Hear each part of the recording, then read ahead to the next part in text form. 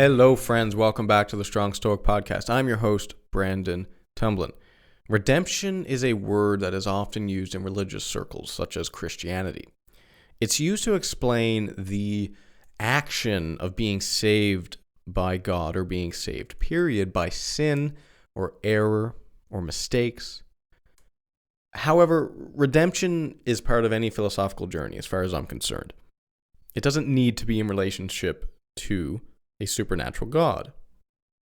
It could entirely be between you and your own conscience. This podcast is part of the Walled Garden Philosophical Podcast Network. Consider checking out thewalledgarden.com to learn more. You can also support me on my Patreon.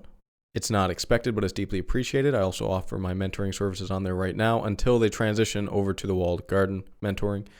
You can check out my Telegram group chat, the Strong Stoic channel chat, to join in on the discussion.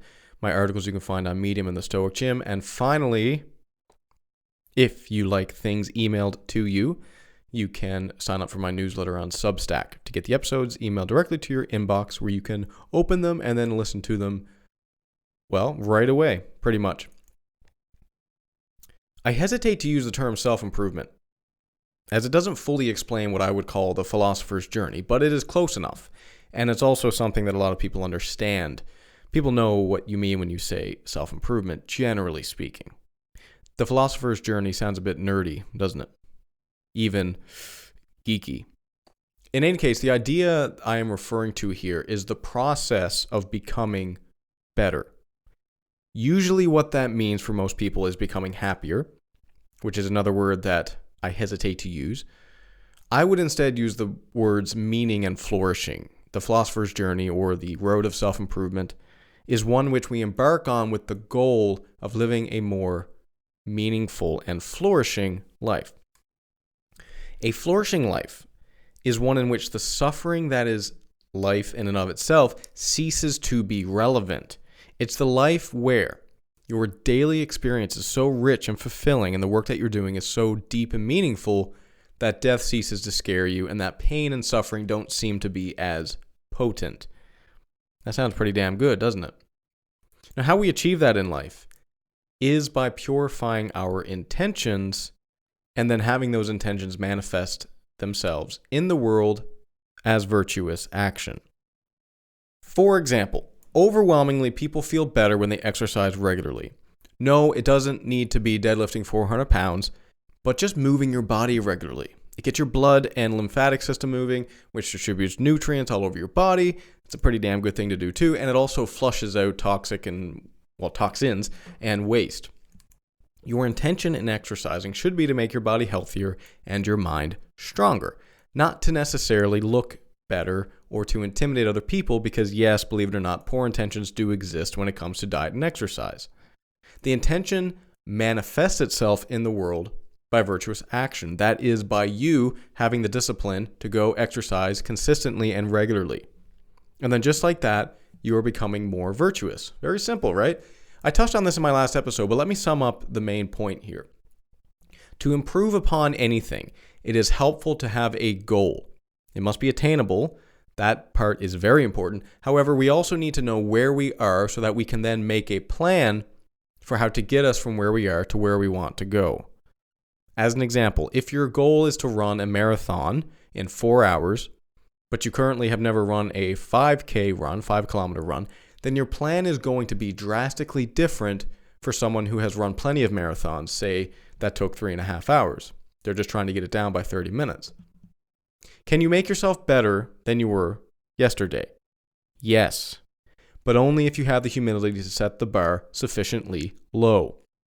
And humility stems from wisdom, because humility is accepting exactly where you are right now. So you have a plan, but it's probably not optimal. And even if it were optimal, even if that were the case, where you are is constantly changing, and there are so many things outside of your control. Therefore, it's vital to incorporate an update mechanism into your plan.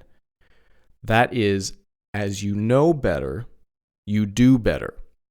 Using running as an example, let's say you start your marathon training. You start with a cookie cutter program you found online, which, to be fair, is not a bad place to start, given that the cookie cutter program has been proven to be somewhat successful for most people. However, you soon find out that your body can't handle the level of training volume in the cookie cutter program, meaning you're simply running too much.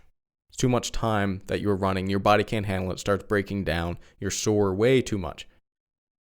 The plan must be updated in the form of reducing some of the training volume.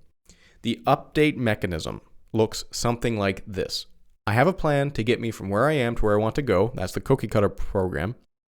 Along the way, I have to be mindful and present and evaluate whether or not my plan is actually working. Is it moving me closer to my goal or not? If it is moving me closer, is it moving me closer at the optimal speed? Could it even be faster? If not, why? What can I change about my plan to optimize it? It's important as well to not change too much at any given time, because then you don't know what effect the change has had. If you change 3 things in your plan, well, which of those 3 things are you going to attribute to the change in results? One thing at a time and see what happens.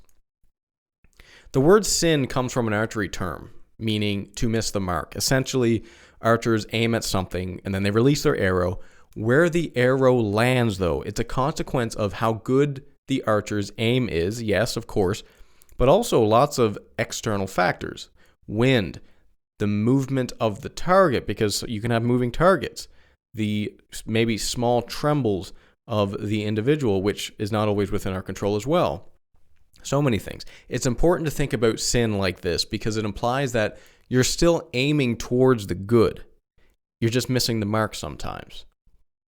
In fact, one of the most fundamental messages of Christianity is that those who are able to enter the kingdom of God can do so if they accept God into their hearts, meaning if they accept what is the highest good. What's worth aiming at, in other words. Hence, whether you miss is completely irrelevant as long as you are aiming for the good and trying your best to achieve that. So these sins, missing the mark, these errors, you can think of in terms of the exercise example I gave earlier. Or even, let's say, weight loss. You make a plan. The plan fails. Let's say that you plan to lose weight. You find that after a month, you're at the same weight, so you haven't lost a single pound. Clearly, the plan isn't working. So the plan must be updated. We can increase the amount of exercise or we can decrease the amount of food we eat. Those are the 2 most simple answers to such a thing. Then we try it out for a while and we see what happens. Oh, well, I'm losing weight now. Okay, that means the plan is better. You aimed, you made a plan, you missed the mark because you didn't lose weight despite the good intentions. That's sin. But then you update the plan and you allow yourself to move forward and become better. I often use exercise and health as examples because it's something that most people can relate to and understand. And most people would know what it means to be somewhat part of an exercise program, even if it's just something like walking. However, sometimes we fail to understand how these concepts transfer to character development or stoicism. We have a goal. The goal in stoicism is become virtuous so that we can flourish. We then have to determine, to the best of our wisdom, where we currently are. Then we have to make a plan, to the best of our wisdom, on how to get us from where we are to where we want to go. In other words, we aim up in stoicism towards virtue as high as we can possibly imagine. That's basically the sage. That question can be a hard one to answer, though, but fortunately we have a long history of human civilization, and they've dissected, really, the best ways of life, overall, generally speaking. Buddhism, Stoicism, Christianity, these are pretty good ideas of what it means to live a good life. We also have a pretty good idea of what our plans should be because of that as well, developing virtuous habits. So in Stoicism, of course, the cardinal virtues and the virtuous habits and actions that go along with that. The hardest question to answer when we're talking about something like philosophy as a way of life is knowing where we are right now. This is part of the cardinal virtue of wisdom. It's know thyself. Wisdom also includes the best plan, knowing the best plan to put in place to get you from where you are to where you want to go. That's why wisdom is the key virtue in Stoicism, because it is, without wisdom, you don't know where you are and you don't know how to get from where you are to where you want to go. So you need both of those in order to improve, in order to move towards excellence and virtue. And this is where Stoic, quote, quote, sin comes in. I'm going to use that term really loosely here, but try and detach the word sin from supernatural God. Try and think of sin as just you're missing the mark. You're making mistakes. There's error here. You're aiming up, but you're failing. Stoic, quote, quote, sin is when we miss the mark on virtue despite our aiming towards it. It's deciding that you want to go to the gym every day only to find yourself being too lazy to go one day and you stay on the couch. That's sin in the Stoic sense. However, it's also missing the mark on answering that most difficult question. Where are we right now? In one phrase, we could say that knowing where we are right now on our self-improvement journey, on our philosopher's journey, is knowing the truth about ourselves. That's what it is. Truth. Where are we? Who are we right now? What truth is that? It's the good, it's the bad, it's the ugly. Let's start with the good. Many of us fail to recognize our own virtues. Are you a good friend? Even sometimes. Do you show up to work every day or most days? Do you eat healthily? At least sometimes. Do you say your please and thank yous? If you struggle with recognizing your own good, have a look back at where you were 2 years ago, and then 5 years ago, and then 10 years ago, and just look at how far you've come. It's a very useful thing to do. We can get caught up sometimes too much in looking at yesterday or the week before, 2 weeks before. What about 2 years? What about 10 years? How far have you come? Which virtues have you developed? Which habits have you developed that make you at least moving towards virtue?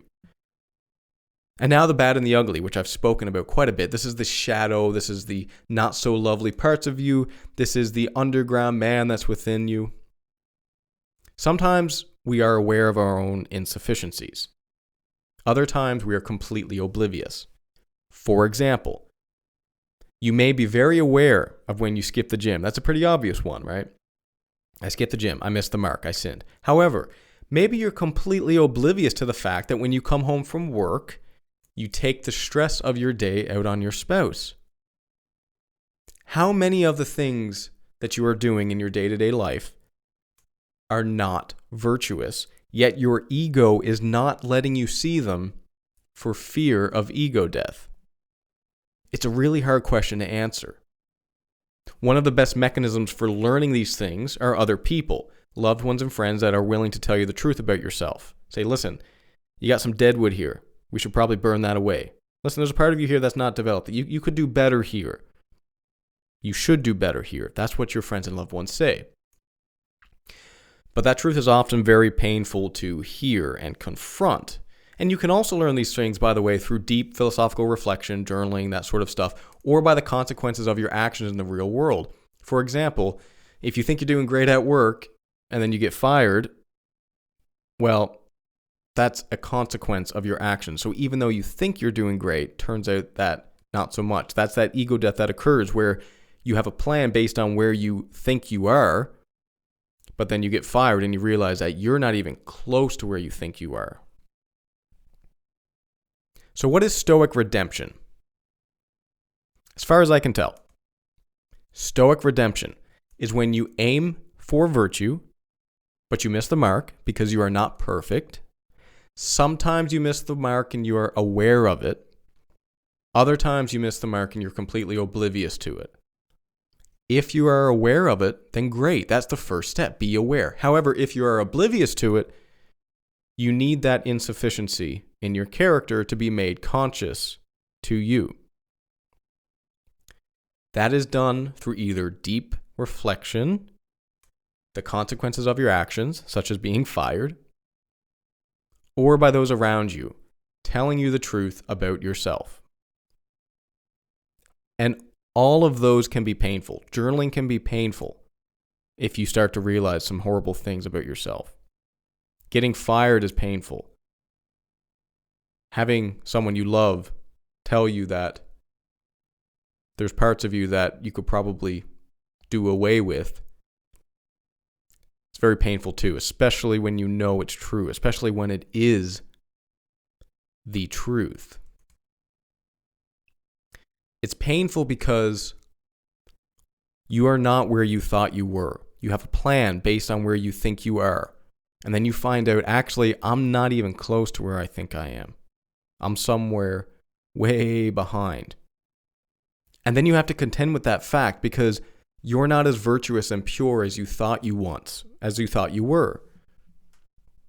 However, Stoic redemption means taking that information, that wisdom that you gained, and using it to update your plan. It's fully engaging in that process of death and rebirth, of learning who you are and the associated ego death that comes with it, and then doing better. Put simply, it's when we know better, we do better. We're all going to miss the mark sometimes. Probably often, probably daily. You can only use the wisdom that you have to try and move yourself from where you are to where you want to go. You can only use the wisdom that you already have.